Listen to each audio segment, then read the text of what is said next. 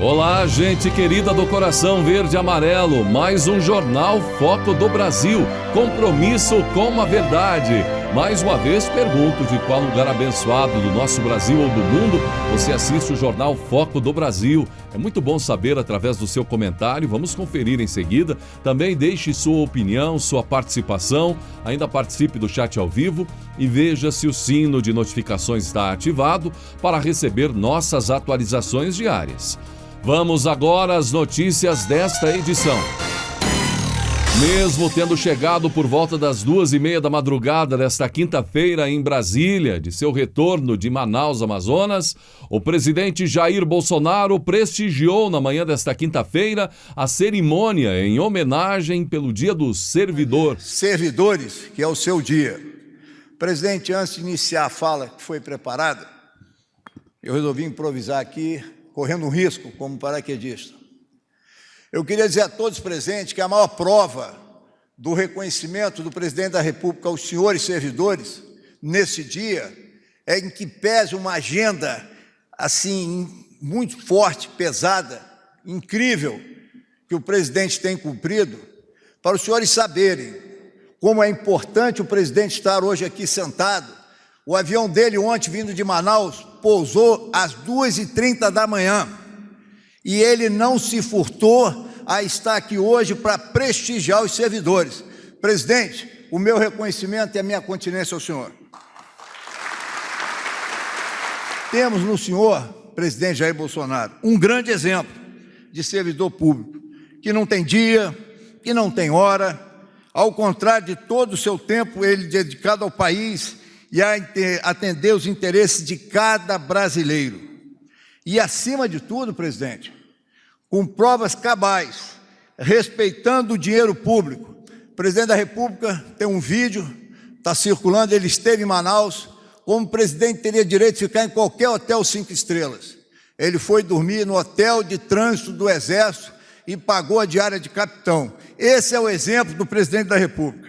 Registro nesse momento, nessa cerimônia, portanto, o nosso profundo reconhecimento, admiração e agradecimento a todos os profissionais do serviço público pela dedicação, compromisso e retidão a serviço do bem-estar de toda a sociedade brasileira, dentro, fora do país, que contribuem para o nosso amado Brasil, seja e será e é uma grande nação.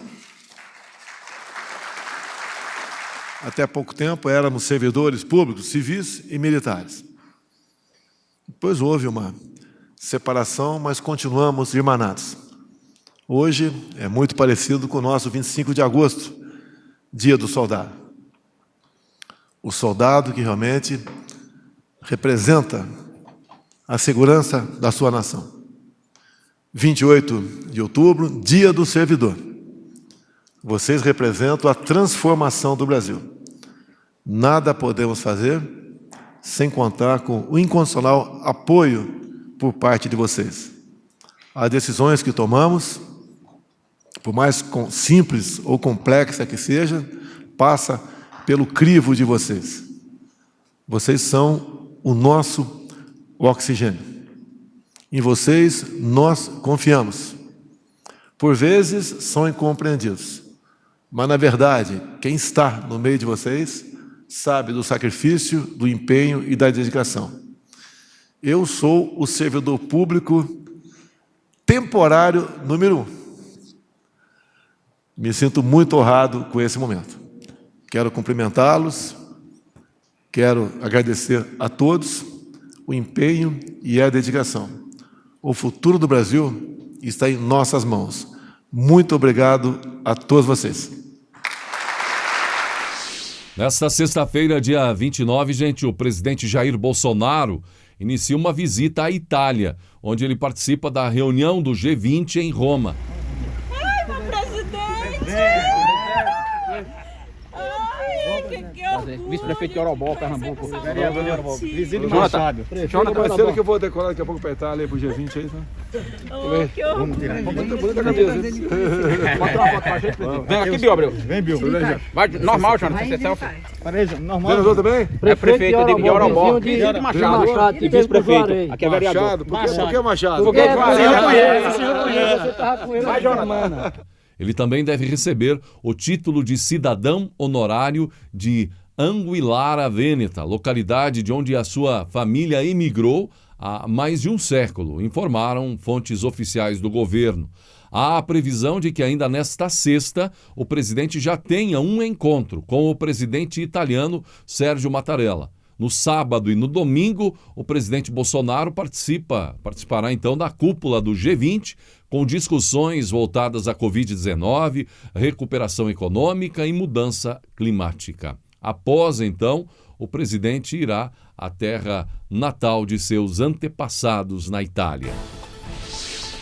Nordestinos emocionados com as águas do Rio São Francisco, gente, chegando ao sertão seco e árido da Paraíba. Imagens maravilhosas, não é?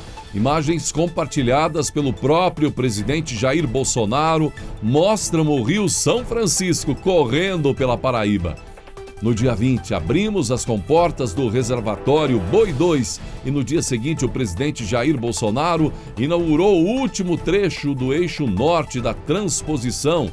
As águas percorreram 73,8 quilômetros de canal e já estão enchendo o reservatório Boa Vista, compartilhou o ministro Rogério Marinho. O presidente também compartilhou as belas imagens com a seguinte legenda: Paraíba, após a inauguração do último trecho de canal do projeto de integração do Rio São Francisco, a água está chegando no estado. Desenvolvimento, emprego e vida, celebrou Bolsonaro. O sumiço de Silvio Santos ainda preocupa, gente. Mesmo que por conta da idade, muita gente aceite, não é? Para os mais chegados e que conhecem a vitalidade do dono do SBT, sobretudo como sua presença moldou ao longo das décadas a emissora, inclusive há não muito tempo, agora há pouco, isso é preocupante. O afastamento é quase que um sumiço do cotidiano da emissora. Começou aí quando, em agosto, o Silvio Santos ficou afastado do SBT, vimos que ele contraiu Covid-19. Segundo, inclusive, o colunista Léo Dias, o senhor Abravanel se isolou do mundo depois de cair em uma tristeza profunda desde então. A assessoria do SBT, no entanto, nega o sumiço e a tristeza. Não é verdade. Silvio tem conversado com seus diretores corporativos, assessores, secretária, diretor de seu programa, com o CEO do SBT, diariamente, comunicou o canal.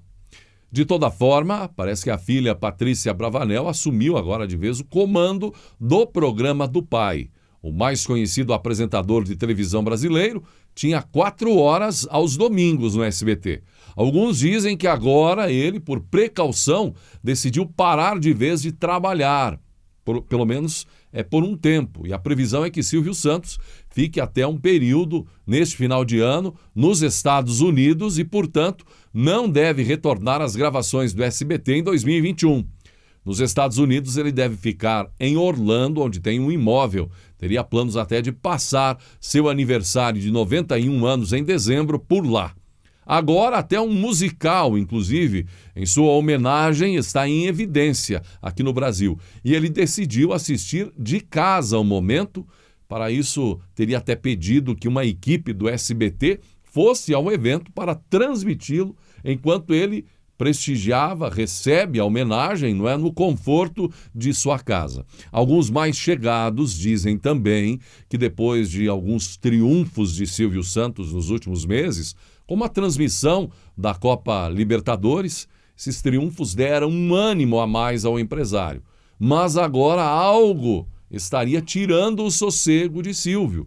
É que o SBT perdeu um processo milionário e a Globo pode recuperar para sua grade o maior fenômeno do canal no momento, essa transmissão da Copa Libertadores. Isso porque a Globo e a Conmebol chegaram a um acordo sobre o processo movido relacionado à rescisão do contrato da Libertadores entre Globo e Conmebol.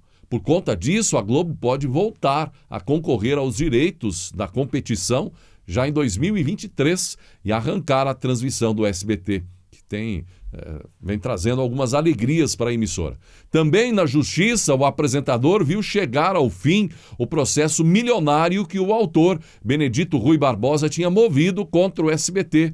Silvio Santos tinha chamado Benedito Rui Barbosa, um dos maiores escritores do Brasil, na esperança de que ele, no SBT, tivesse o trabalho de escrever novelas para a emissora. No entanto, por conta da pressão da Globo, o autor acabou desistindo de trabalhar à época para Silvio Santos. Inicialmente, o SBT moveu uma ação contra o autor, que tempos depois também processou o grupo por litigância de má-fé e acabou vencendo. Silvio Santos pagou 10 milhões de reais ao escritor. Porém, esse valor não foi o bastante, até o escritor Benedito Rui Barbosa continuou a briga na justiça, mas não conseguiu arrancar mais dinheiro de Silvio Santos. Agora ele tem esse imbróglio com a jornalista, a Raquel Sherazade, não é? Está aí, embora preocupe, parece que a vida de 90 anos do comunicador que fez história, saindo de camelô para apresentador e depois dono de televisão, empresário de grande sucesso no país, tem ainda espaço para mais uma temporada, mas para isso terá que sacudir a poeira. Ele já deu muita tacada de mestre.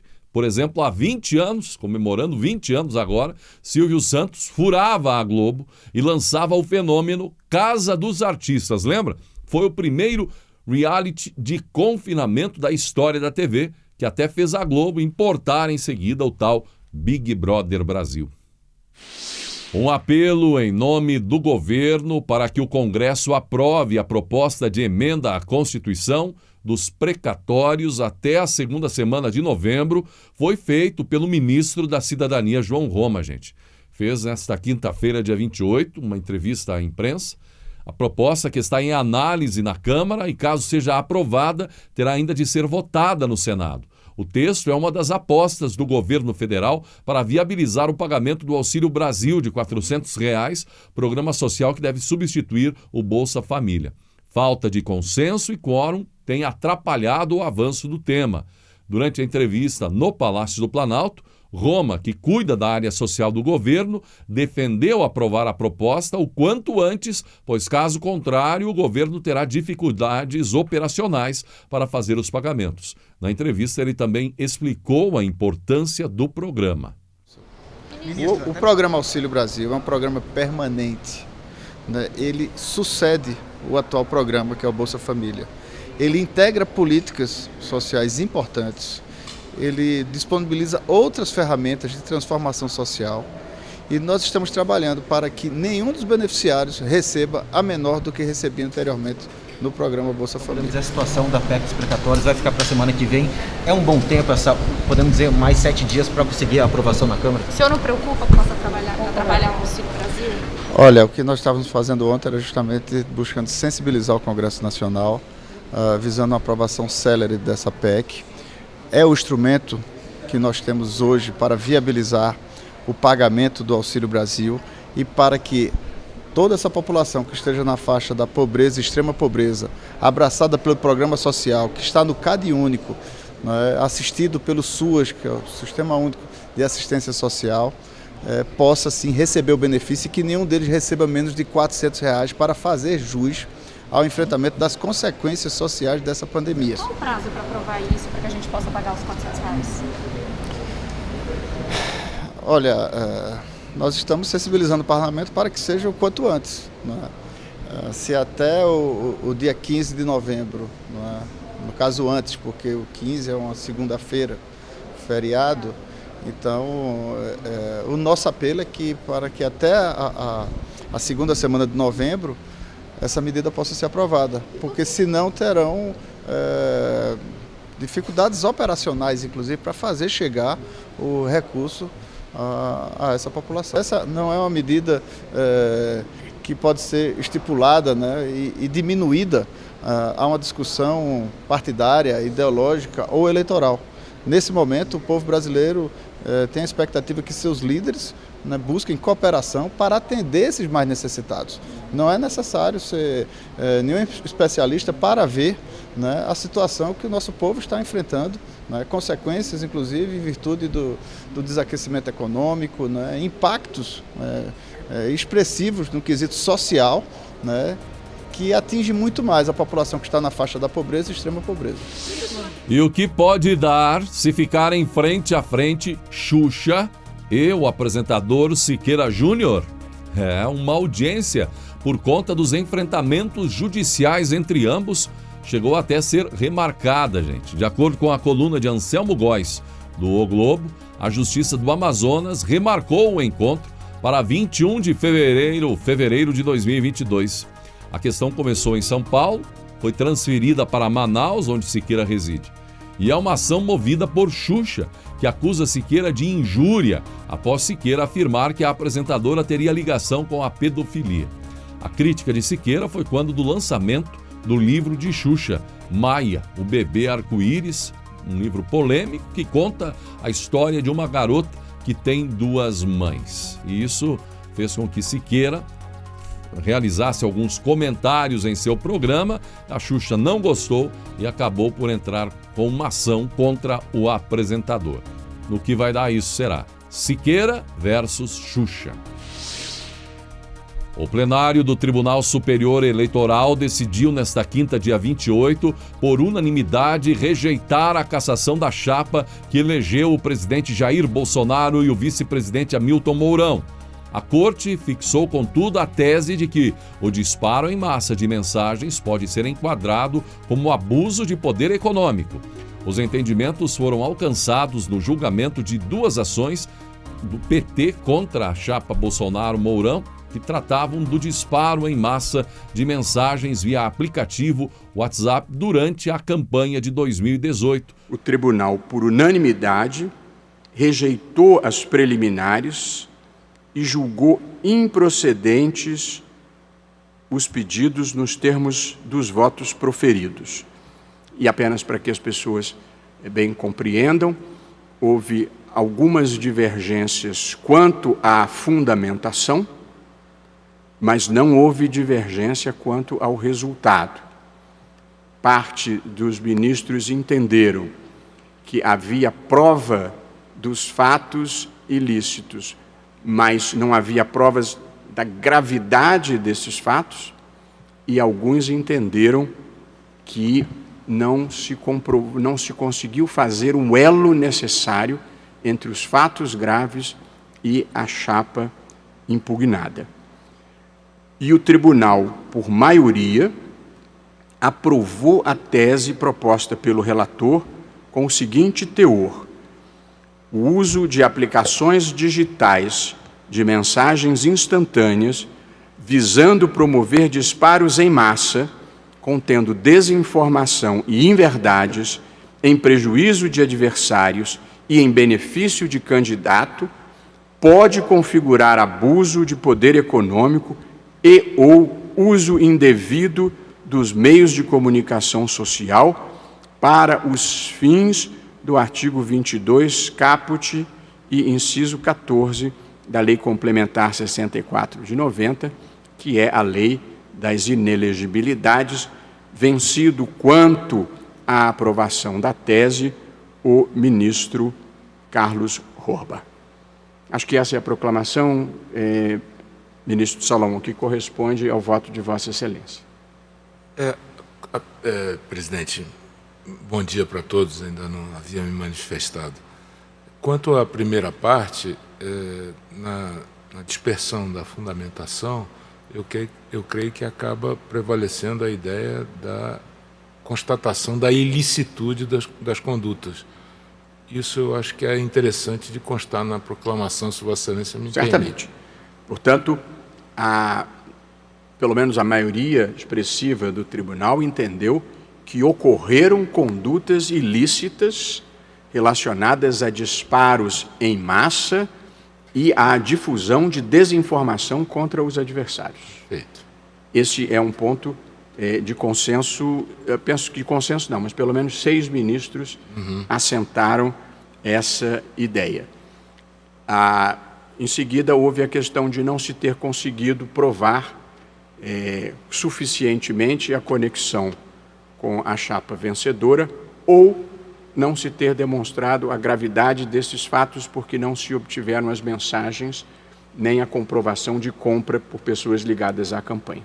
Perfeito. Certo? Tá aí mais uma que Bolsonaro e Mourão tiram de letra, deixam de se preocupar com essa questão do PT contra a chapa de 2018, Bolsonaro-Mourão. E no final da sua agenda desta quinta-feira, mais uma conversa do presidente Jair Bolsonaro com apoiadores. Ai, meu presidente!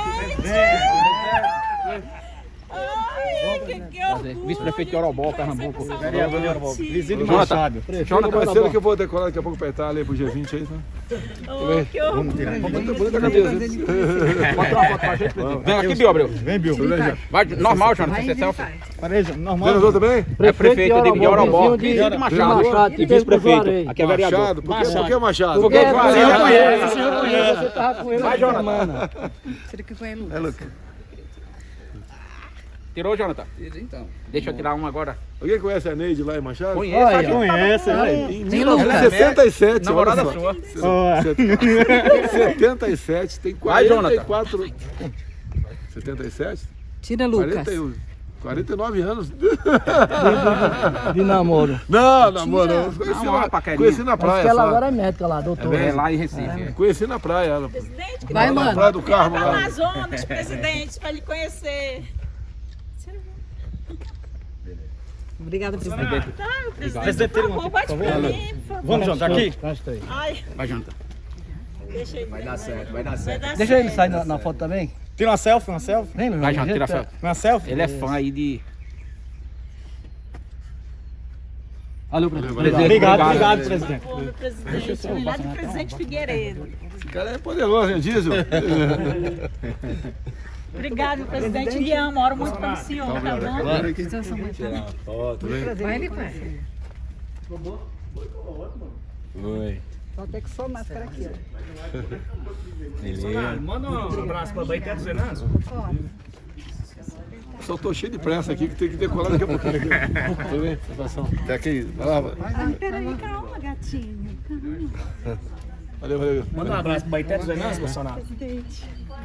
Nem sei o que dizer. Eu tenho orado tanto. Obrigado. Tira uma foto nossa, gato. Tiro. Aí. Tira comigo? Pode?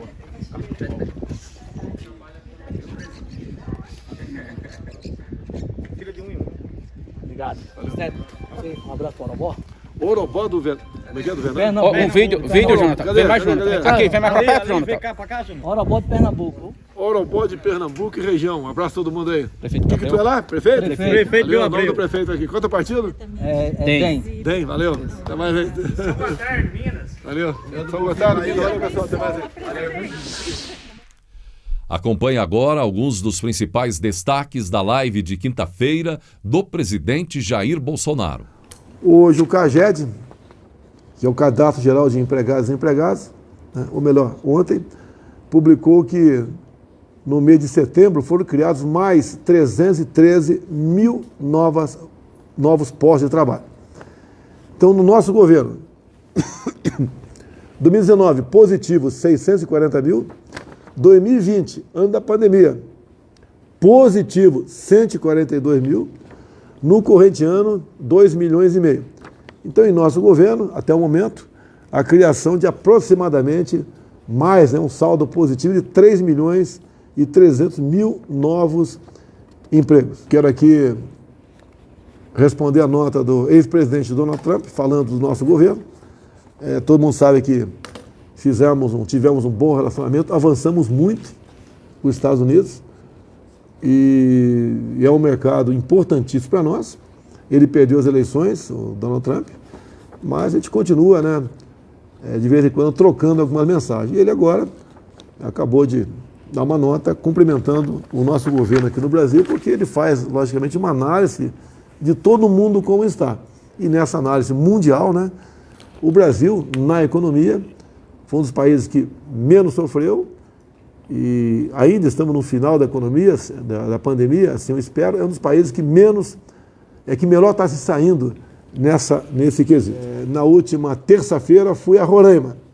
Fui lá, entre outras coisas, vi a Operação Acolhida do Exército Brasileiro. Fui lá num local onde tinham em torno de 900 venezuelanos, fugindo do socialismo, da ditadura, da fome, tá? Fugindo para o Brasil. Isso há vários anos que já vem acontecendo. É gente de quase todas as profissões, né? São técnicos, muitas vezes, são profissionais liberais, que não têm mais como sobreviver na outrora Venezuela, integrante da OPEP e riquíssima também em ouro. É o socialismo.